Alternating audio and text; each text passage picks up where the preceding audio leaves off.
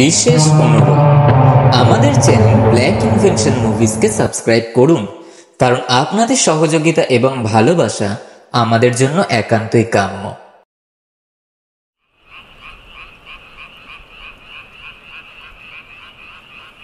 রাত তখন 1টা। ঘরে উপস্থিত থাকা পেন্ডুলাম ঘড়ির বেজে ওঠার শব্দে রঞ্জিত বাবুর চোখ খুলে যায়।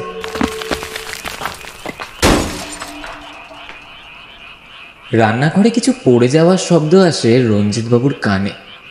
রঞ্জিত বাবু বিছানার থেকে উঠে সেই শব্দকে লক্ষ্য করে রান্নাঘরের দিকে যেতে থাকে। সারা ঘরে অন্ধকারে ঢাকা। রঞ্জিত বাবুর হাতে হ্যারিকেন নিয়ে এগিয়ে যাচ্ছিল রান্নাঘরের দিকে। আচমকা একটা ঝড়ো হাওয়ার ফলে রান্নাঘরের পাশের বাথরুমে টিনের দরজাটা খুলে যায়। রঞ্জিতবাবু বাথরুমের দরজা লাগাতে যাবে কি, রঞ্জিতবাবু বাথরুমের জানলা দিয়ে দেখে সেই আগুনের ফুলকির মতো কিছু একটা জ্বলছে এবং নিভছে। রঞ্জিতবাবু এক দৃষ্টিতে দেখতে থাকে সেই দৃশ্যটা। আচমকাই রঞ্জিতবাবুর কাঁধে একটা হাত এসে পড়ে। রঞ্জিতবাবু ঘুরে দেখতে যাবে কি, পেছন থেকে একজন বলে ওঠে,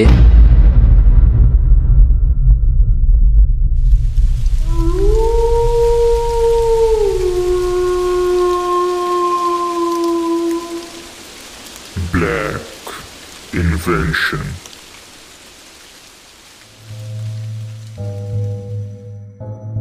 সকলকে স্বাগতম জানাই black invention movies horror audio স্টোরিতে।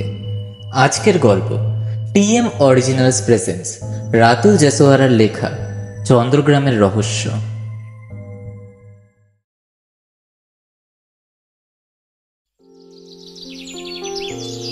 বাংলার এক নির্জন প্রান্তে লুকিয়ে আছে একটা গ্রাম, যার নাম চন্দ্রগ্রাম। এই গ্রামের প্রায় 5000-এরও বেশি মানুষের বসবাস। এই গ্রামের মানুষজন অনেকটাই আলাদা। আশেপাশের গ্রামের লোকেরা আধুনিক বিজ্ঞান নিয়ে এগিয়ে থাকলেও এই গ্রামের মানুষ এখনো পুরনো রীতিনিবাজ নিয়েই পড়ে রয়েছে। তাই এই গ্রামের উন্নতি আজও ঘটেনি। এই গ্রামের রাস্তাঘাটে সেই পুরনো দিনের মতোই এবড়ো খেবড়ো মাটি দিয়ে তৈরি। এখনকার জমি চাষ করার জন্য গরু ও মহিষের পিঠে লাঙল বসিয়ে জমি চাষ করা হয়। এই গ্রামের উন্নতি না ঘটার ফলে এখনো রাত্রে রাস্তাঘাট অন্ধকারই থাকে। এই গ্রামটা সকালে দেখতে যতটা সুন্দর মনে হয়, রাত্রে কিন্তু ততটাই শান্ত নিস্তব্ধতা ছড়িয়ে থাকে। এই গ্রামের একটা পুলিশদের শাখা ছিল এবং কয়েকটা পুলিশ কর্তৃপক্ষ নিয়ে এবং গ্রাম পঞ্চায়েত মিলে এই গ্রামটাকে চালাতো। সময়ের সাথে সাথে গ্রামের জনবসতি বৃদ্ধি হয়, কিন্তু রীতিনিবাজ কিন্তু একই থাকে। জনবসতি বৃদ্ধির ফলে গ্রামের ভেতরে বেআইনি কারবার শুরু হয়। গ্রামের মানুষজনদের মধ্যে ভয় ক্রমশ বেড়ে যায়। তাই গ্রাম পঞ্চায়েত সিদ্ধান্ত নেয় গ্রামে পুলিশ কর্তৃপক্ষ সংখ্যা বৃদ্ধি করতে হবে। গ্রাম পঞ্চায়েত সরকারের সাহায্য নিয়ে গ্রামে বড় অফিসার আনার সিদ্ধান্ত নেন। কিছুদিনের মধ্যে গ্রামে এএসআই অফিসার রঞ্জিত ব্যানার্জিকে গ্রাম সামলানোর দায়িত্ব দেওয়া হয়। রঞ্জিত বাবুর কাছে সরকারের চিঠি আসার পর পরদিন সন্ধ্যাবেলায় বেরিয়ে পড়ে চন্দ্রগ্রামের দিকে। শীতকাল, কুয়াশা ভরা রাতে মাটির এবড়ো খেবড়ো রাস্তার পথ ধরে রঞ্জিতবাবু নিজের জিপ নিয়ে প্রবেশ করে সেই গ্রামে। গ্রামে অতিরিক্ত গাছপালা হওয়ার ফলে ঠান্ডায় রঞ্জিতবাবুর সারা শরীর কেঁপে ওঠে। গাড়ি চালাতে চালাতে রঞ্জিতবাবু একটু রেগে মেগে নিজের সাথে কথা বলতে শুরু করে। দূর, ভাল লাগে না। কত সুন্দর কলকাতা শহরে কাজ করছিলাম, কোন গোয়ালে পাঠালো কে জানে। কিছুটা পথ অতিক্রম করে রঞ্জিতবাবু নিজের জিপ নিয়ে পৌঁছে যায় চন্দ্রগ্রাম পুলিশ স্টেশনে। পুলিশ স্টেশনের বাইরে গাড়ি রেখে প্রবেশ করে পুলিশ স্টেশনের ভেতর।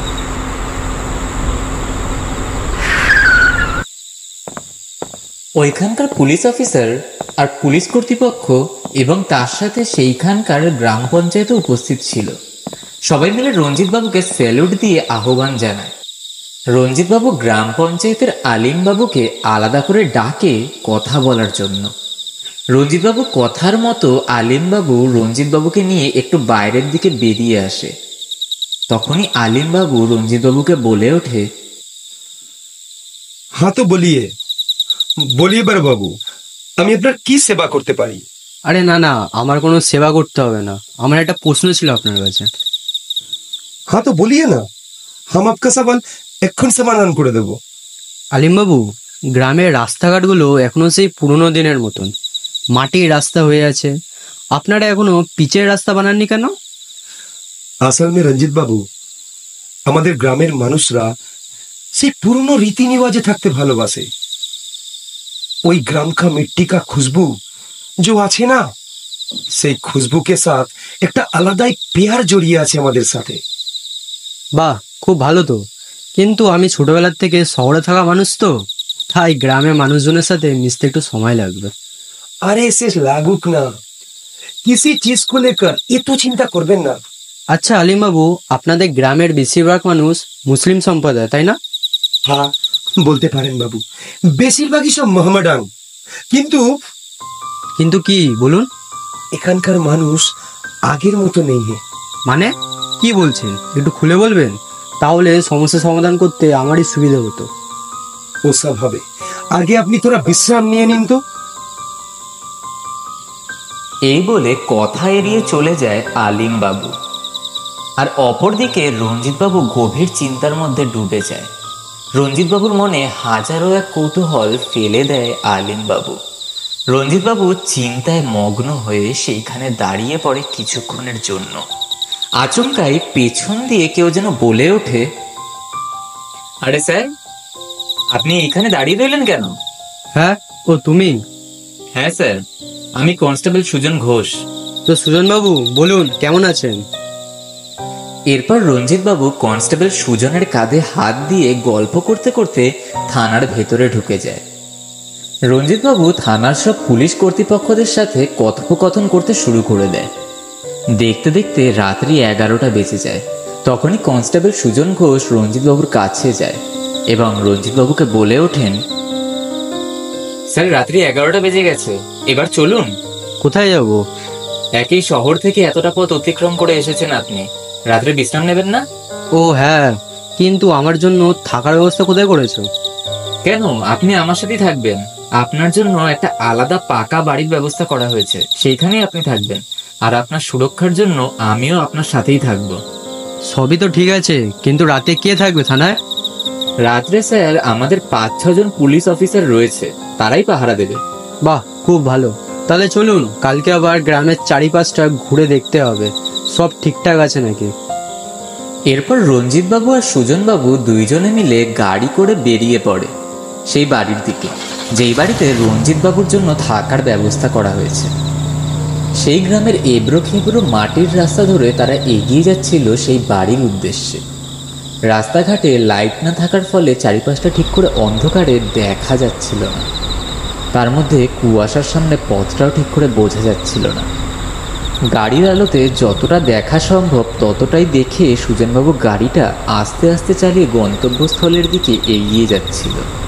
ঠিক সেই মুহূর্তেই রঞ্জিতবাবুর চোখে পড়ে পাশের জঙ্গলের দিকে আগুনের ফুলকির মতো কি যেন জ্বলছে। এই দৃশ্য দেখে রঞ্জিতবাবু সুজনবাবুকে বলে ওঠে, এই গাড়ি দাঁড় করো, গাড়ি দাঁড় করো। কি হলো বড়বাবু? ওই পাশটায় কি আছে সুজনবাবু? ওই পাশটায় জঙ্গল রয়েছে। না, জঙ্গলের ওখানে কিছু একটা রয়েছে যা আমার চোখে পড়লো। আগুনের ফুলকির মতন কিছু একটা জ্বলে উঠতে আমি দেখলাম। কি বলছেন বড়বাবু? এই রাত্রিবেলায় গ্রামবাসীরা কেউ যাবে না ওই জঙ্গলের দিকে। এইখানের লোকেরা সবাই সন্ধ্যাবেলার মধ্যেই ঘুমিয়ে পড়ে। কি দেখে নিয়েছেন হয়তো। রঞ্জিতবাবু নিজের মনে ভুল ভেবে গাড়িতে আবার উঠে পড়ে। কিছুক্ষণের মধ্যে রাস্তা অতিক্রম করে তারা গন্তব্যস্থলে পৌঁছে যায়। গাড়ি থেকে নামে রঞ্জিতবাবু এবং প্রবেশ করে সেই পাকা বাড়িতে, যেখানে রঞ্জিতবাবুর থাকার ব্যবস্থা করা হয়েছিল। একতলা পাকা বাড়ি, 2টো ঘর, একটা রান্নাঘর আর একটা বাথরুম ছিল সেই বাড়িতে। বাড়িটা দেখে রঞ্জিতবাবু বুঝে যায় যে বাড়িটা খুব বেশি একটা পুরনো নয়। ঠিক সেই মুহূর্তে সুজনবাবু রঞ্জিতবাবুকে বলে ওঠে, স্যার, বলছিলাম যে কি অনেক রাত হয়ে গেছে তো, আপনি যদি হাত মুখ ধুয়ে আসেন তাহলে আমি খাবারটা বার করতাম। হ্যাঁ হ্যাঁ, এই তো আমি বাথরুমে গিয়ে ফ্রেশ হয়ে আসছি। আর হ্যাঁ, আমি আপনার থেকে অনেক ছোট, তো আমায় নাম ধরেই ডাকবেন। ঠিক আছে।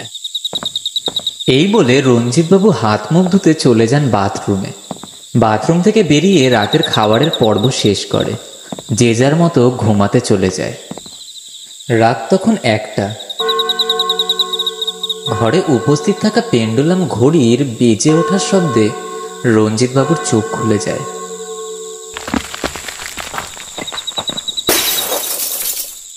রান্নাঘরে কিছু পড়ে যাওয়ার শব্দ আসে রঞ্জিতবাবুর কানে। রঞ্জিতবাবু বিছানার থেকে উঠে সেই শব্দকে লক্ষ্য করে রান্নাঘরের দিকে যেতে থাকে। সারা ঘরে অন্ধকারে ঢাকা। রঞ্জিতবাবুর হাতে হ্যারিকেন নিয়ে এগিয়ে যাচ্ছিল রান্নাঘরের দিকে। আচমকাই একটা ঝড়ো হাওয়ার ফলে রান্নাঘরের পাশের বাথরুমে টিনের দরজাটা খুলে যায়। রঞ্জিতবাবু বাথরুমের দরজা লাগাতে যাবে কি, রঞ্জিতবাবু বাথরুমের জানলা দিয়ে দেখে সেই আগুনের ফুলকির মতো কিছু একটা জ্বলছে এবং নিভছে। রঞ্জিতবাবু এক দৃষ্টিতে দেখতে থাকে সেই দৃশ্যটা। আচমকাই রঞ্জিতবাবুর কাঁধে একটা হাত এসে পড়ে। রঞ্জিতবাবু ঘুরে দেখতে যাবে কি, পেছন থেকে একজন বলে ওঠে, আরে রঞ্জিতবাবু, আপনি জানলা দিয়ে কি দেখছেন? কই, কিছু না তো, আমি তো বাথরুম করতে এসেছিলাম। তুমি এখানে কি করছো? আমি আসলে আপনার কাছেই যাচ্ছিলাম। আপনার কাছে যে হেরিকেনটা আছে তার মধ্যে কেরোসিন তেল ভরতে যাচ্ছিলাম। ও ঠিক আছে, তুমি বাইরে অপেক্ষা করো, আমি বাথরুম করে আসি, তারপর তুমি তেল ভরে দিও, কেমন? ঠিক আছে রঞ্জিতবাবু। কিছুক্ষণের জন্য রঞ্জিতবাবু খুব ভয় পেয়ে যায়। গ্রামের জঙ্গলের উপর তার কৌতূহল কেমন যেন বেড়েই যাচ্ছিল। মনের ভেতর হাজার একটা প্রশ্ন আসছিল তার, কিন্তু কিছুতেই সমাধান করতে পারছিল না রঞ্জিতবাবু। তাই মনে মনে সে সিদ্ধান্ত নেয় কালকে যাবে সেই জঙ্গলের দিকে।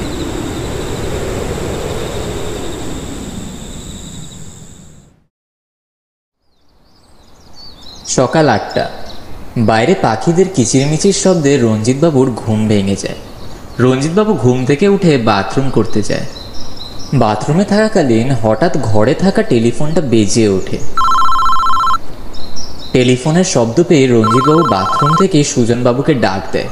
সুজনবাবু, ও সুজনবাবু, একবার দেখুন তো কে ফোন করেছে। রঞ্জিতবাবুর ডাকে সাড়া না পাওয়ার ফলে রঞ্জিতবাবু নিজেই বাথরুম থেকে বেরিয়ে টেলিফোনটা তোলে। হ্যালো, কে? রঞ্জিতবাবু, আমি কনস্টেবল সুজন ঘোষ বলছিলাম। আরে আপনি কোথায় গেছেন? আপনাকে খুঁজে বেড়াচ্ছে সারা বাড়িতে। স্যার মাফ করবেন আমায়, আসলে বাড়িতে মেয়ের খুব শরীর খারাপ তো, তাই কয়েকদিনের ছুটি নিয়েছিলাম। সেই সব তো ঠিক আছে, কিন্তু আমি তো এখানে রাস্তাঘাট ঠিক করে চিনি না। আরে আপনি চিন্তা করবেন না, আপনার সাহায্যের জন্য আমি ইরফান চাচাকে পাঠিয়ে দিয়েছি। আমি কাউকে দেখতে পারলাম না তো। দেখুন, হয়তো বাজারে গেছে, চলে আসবে এক্ষুনি। ঠিক আছে, আমি রাখলাম, পরে দেখা হচ্ছে। ঠিক আছে ঠিক আছে, রাখুন। রঞ্জিতবাবুর মাথা সকাল সকাল গরম হয়ে যায়, কারণ রঞ্জিতবাবু পরিকল্পনা করেছিল যে আজকেই সেই জঙ্গলের চারিপাশটা ঘুরে দেখবেন, তাও আবার সুজনবাবুর সাথে।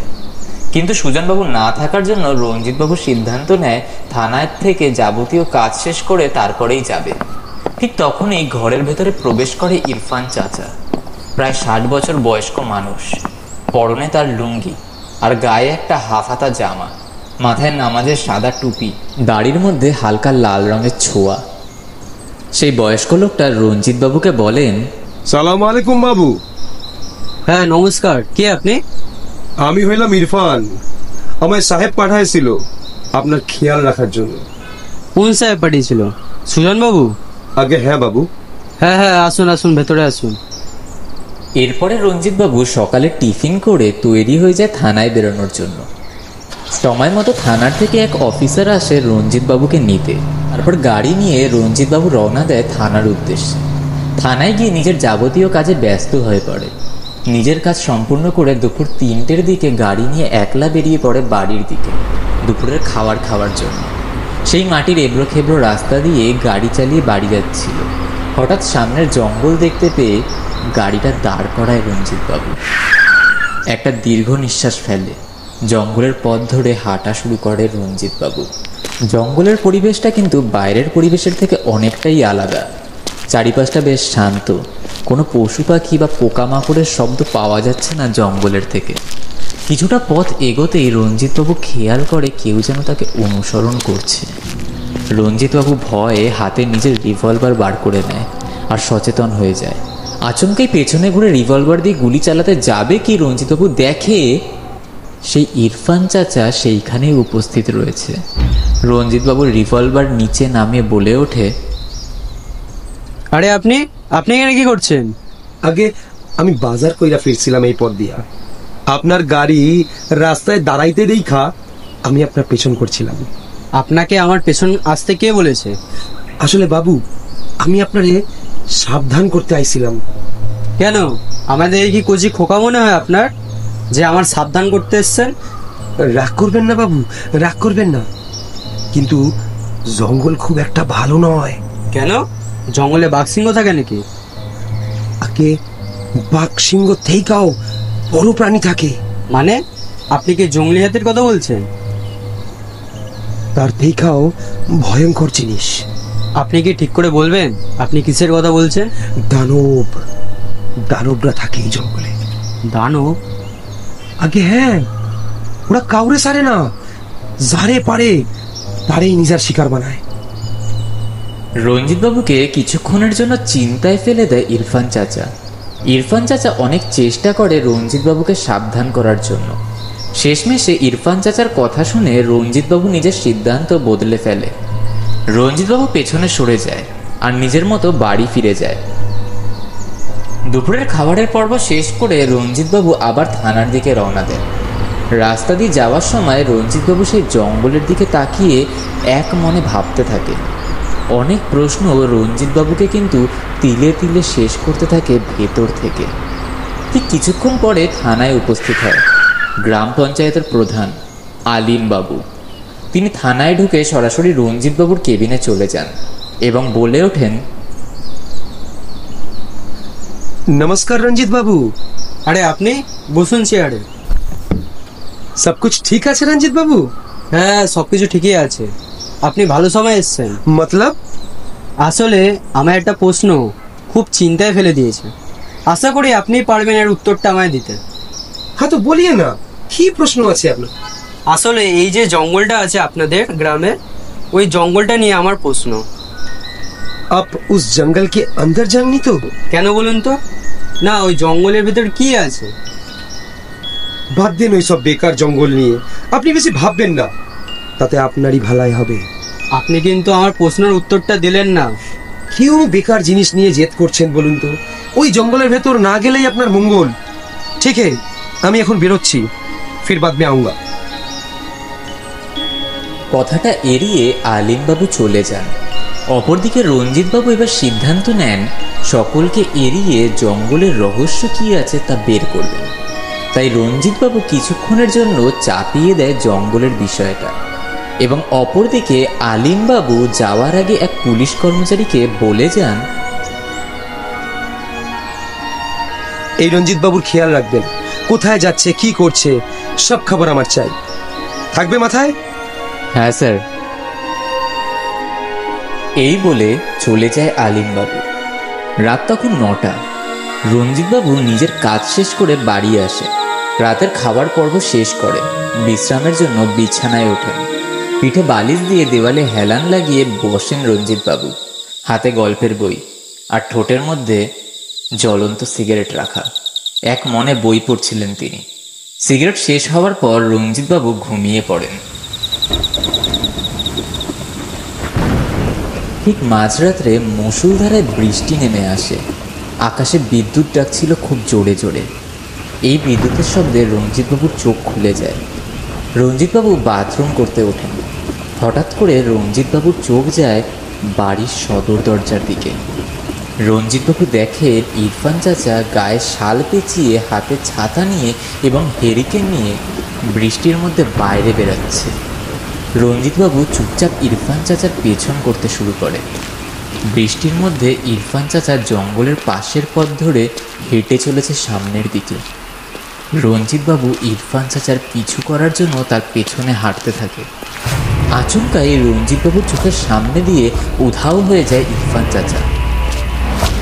আশেপাশে জঙ্গলের দিকে খুঁজতে থাকে ইরফান চাচাকে, ঠিক সেই মুহূর্তে পেছন থেকে একটা কণ্ঠস্বর ভেসে আসে রঞ্জিত বাবুর দিকে। আগে বাবু, আপনি এইখানে? আমি এখানে মানে? আগে তুমি বলে, এত রাতে এই বৃষ্টির মধ্যে তুমি এইখানে কি করছো? আমি তো পাশের বাড়িতে যাইতেছিলাম কেরোসিন তেল আনতে। তেল তো শেষ হয়ে গেছে না। ও ঠিক আছে, যাও যাও, তাড়াতাড়ি চলে আসবে, বেশি রাত করবে না কিন্তু। আগে হে বাবু। কিছুক্ষণের জন্য ভয় রঞ্জিত বাবুকে পুরোপুরি গ্রাস করে নিয়েছিল। রঞ্জিত বাবু এরপরে বাড়ি চলে আসে।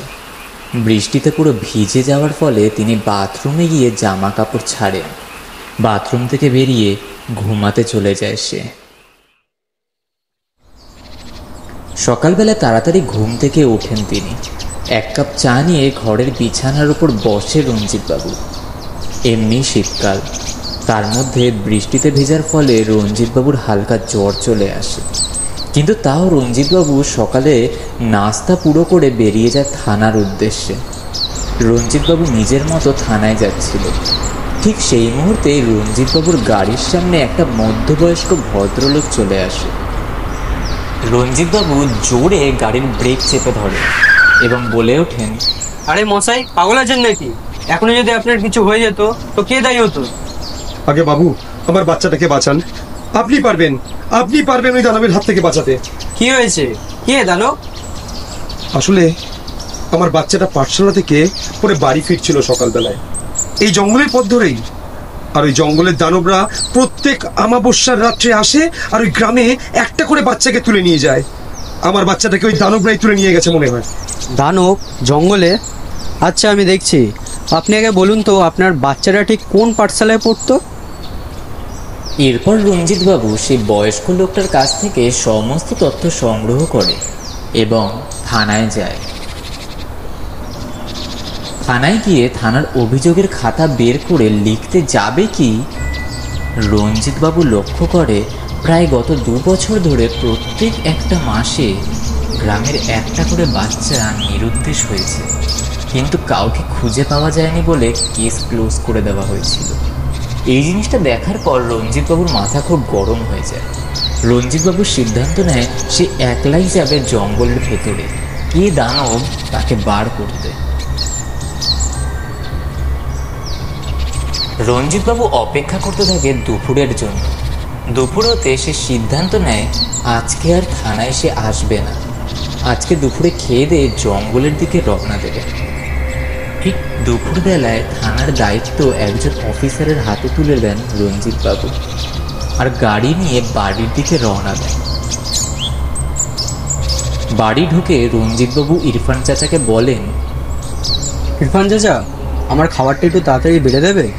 আগে হ্যাঁ বাবু, বার করে দিয়েছি আপনার খাবার। ঠিক আছে।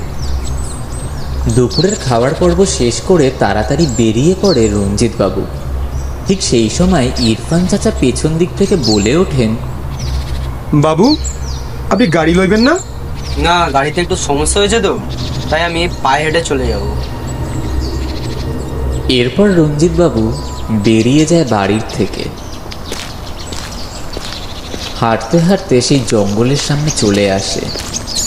মনের মধ্যে একটা ভয় নিয়ে প্রবেশ করে সেই জঙ্গলে। জঙ্গলের কিছুটা পথ অতিক্রম করতেই রঞ্জিত বাবু লক্ষ্য করে যে হঠাৎ খুব তাড়াতাড়ি রাত নেমে আসছে। আমাবস্যার রাত, আকাশে নেই একটিও তারা, নেই চাঁদের আলোর সামান্যতম ছোঁয়াও। চারিদিকে ঘুটঘুটে অন্ধকার, এতটাই ঘন অন্ধকার যে মনে হয় যেন কেউ চোখের ওপর কালো কাপড় বেঁধে দিয়েছে। সেই কালো আকাশের নিচেই দাঁড়িয়ে রয়েছে এক নিস্তব্ধ গভীর জঙ্গল, অথচ প্রতিটি নিস্তব্ধতার মাঝেই লুকিয়ে আছে এক অজানা আতঙ্ক। গাছগুলো যেন দীর্ঘশ্বাস ফেলছে, বাতাসে কাঁপছে তাদের পাতাগুলো, আর মাঝে মধ্যেই শুকনো পাতা মাটিতে পড়ে মৃদু খসখসে শব্দ উৎপন্ন করে তুলছে। এই শব্দগুলোর মাঝে মাঝে এতটাই কল্পনাপ্রবণ লাগে যে মনে হয় কেউ যেন পেছন নিয়েছে নীরবে। এক সময়ের জন্য জঙ্গলের মধ্যে রঞ্জিতবাবু দাঁড়িয়ে ভাবতে থাকে, আগে এগোবে নাকি পেছনে সরে যাবে। তখনই তার মাথায় আসে, যাই হয়ে যাক, আজকে এর সমাধান বার করতেই হবে। রঞ্জিতবাবু আবারও গভীর জঙ্গলে এগোতে শুরু করে। জঙ্গলের গভীরে ঢুকলেই ঘ্রাণ পাওয়া যায় স্যাঁতস্যাঁতে মাটির, পচা পাতার গন্ধ আর কেমন এক পোড়া কাঠের গন্ধ, যা স্পষ্ট জানান দেয় এই জায়গা স্বাভাবিক নয়। গাছের মধ্যে লতা পাতা এমনভাবেই জড়িয়ে আছে যেন কেউ গলায় ফাঁস দিয়ে ঝুলে আছে অন্ধকারে। গাছগুলোর ছায়া মাটিতে এমনভাবে পড়েছে যেন অস্পষ্ট কোনো রূপ দাঁড়িয়ে আছে রঞ্জিতবাবুর সামনে। মানুষের শব্দ নেই, শুধু মাঝে মাঝে শোনা যায় দূর থেকে ভেসে আসা পেঁচার ডাক আর অজানা কোনো জন্তুর গর্জন, যেন তারা কিছু একটা জানিয়ে দিতে চাইছে রঞ্জিতবাবুকে। হঠাৎ বাতাস স্তব্ধ হয়ে আসে, গাছের পাতাও আর নড়ে না। অন্ধকার এতটাই ঘন হয়ে আসে যে হাত বাড়িয়ে নিজের আঙ্গুলও দেখতে পারছে না রঞ্জিতবাবু। ঠিক সেই সময় রঞ্জিতবাবু দেখে জঙ্গলের ঝোপের পেছনে সেই আগুনের ফুলকি। রঞ্জিতবাবু আস্তে আস্তে ঝোপের সামনে যায় আর ঝোপের ভেতরে মাথা ঢুকিয়ে যা দেখে তা দেখার পর রঞ্জিতবাবুর হৃৎপিণ্ড কিছুক্ষণের জন্য বন্ধ হয়ে যায়। রঞ্জিতবাবু দেখে কিছু দানব আকৃতির মানুষ কাঠে আগুন জ্বালিয়ে আগুনের চারিপাশে গোল করে দাঁড়িয়ে রয়েছে। পরনে আছে গাছের লতা পাতা আর গলার মধ্যে জড়িয়ে রয়েছে মৃত সাপ।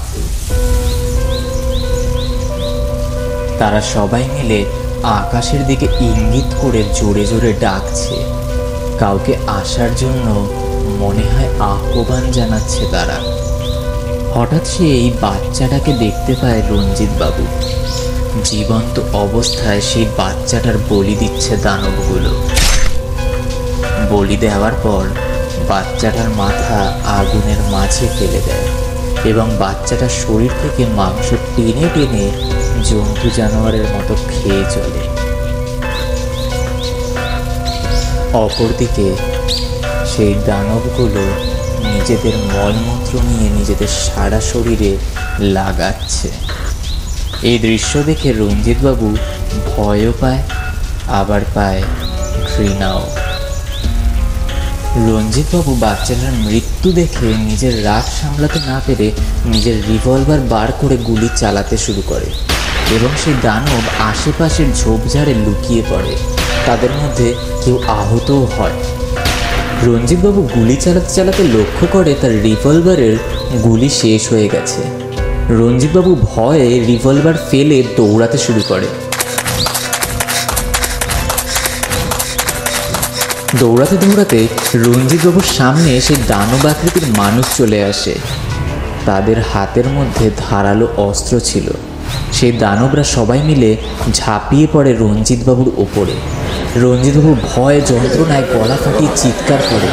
সারা জঙ্গল রঞ্জিতবাবুর গলার স্বরে ভয়াবহ রূপ নিয়ে নেয়।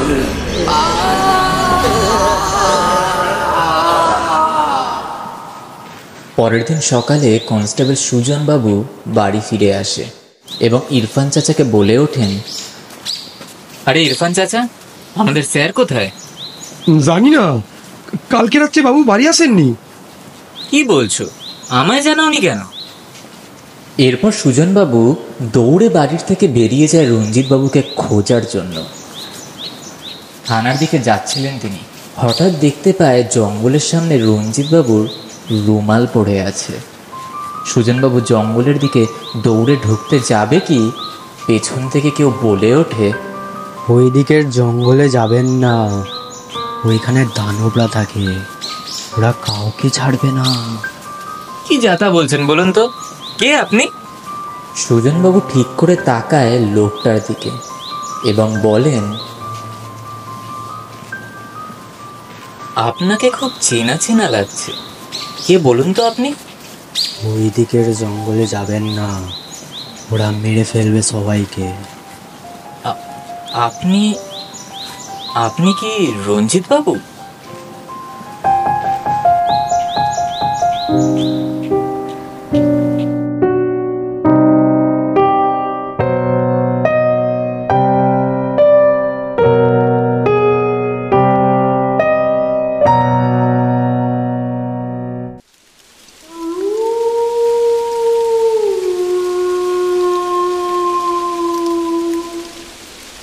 Black invention.